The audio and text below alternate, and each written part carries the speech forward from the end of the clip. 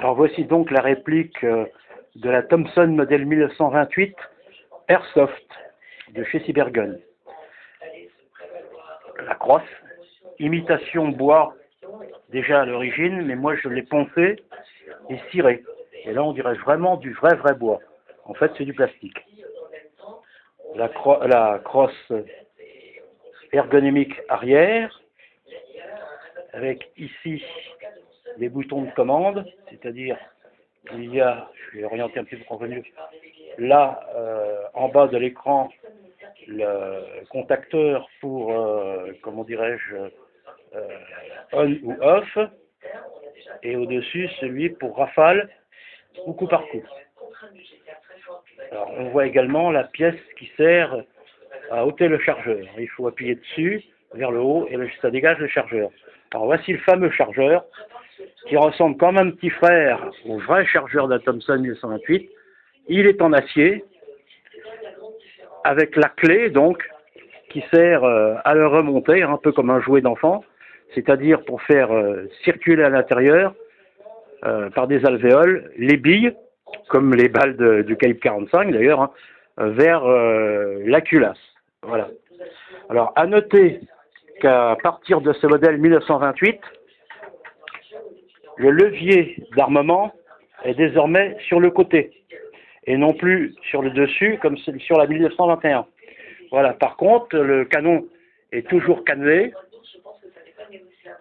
et se termine donc par le fameux compensateur CUT, puisque les 4 ouïes que vous voyez du côté du guidon sont faites pour diriger les gaz vers le haut et éviter le redressement donc de l'arme.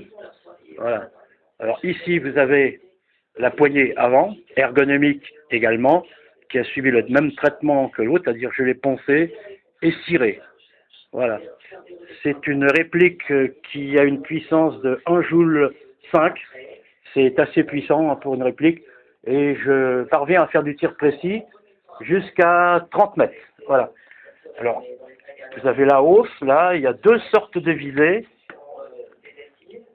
Ou, par rapport à l'œilleton, que l'on voit, qu'on ne voit pas d'ailleurs.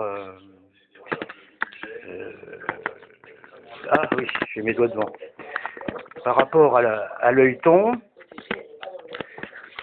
ou par rapport au grain, au V qu'il y a au-dessus. Voilà. En alignement, bien sûr, avec le guidon. Voilà.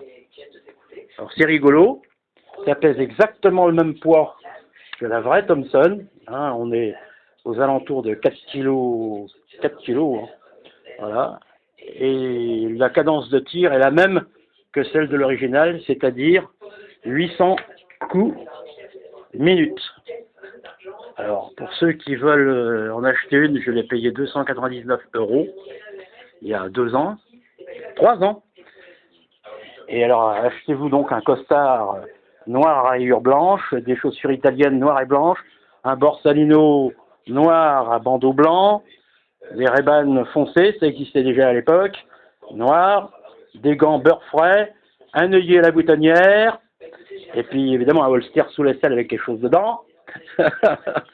Et vous serez un parfait mafioman. C'est rigolo. C'est rigolo, on dirait vraiment une vraie. J'ai enlevé la parkerisation, j'ai poncé, et maintenant ça a vraiment l'aspect de l'acier. Notamment la bouche du canon. C'est très impressionnant. Hein.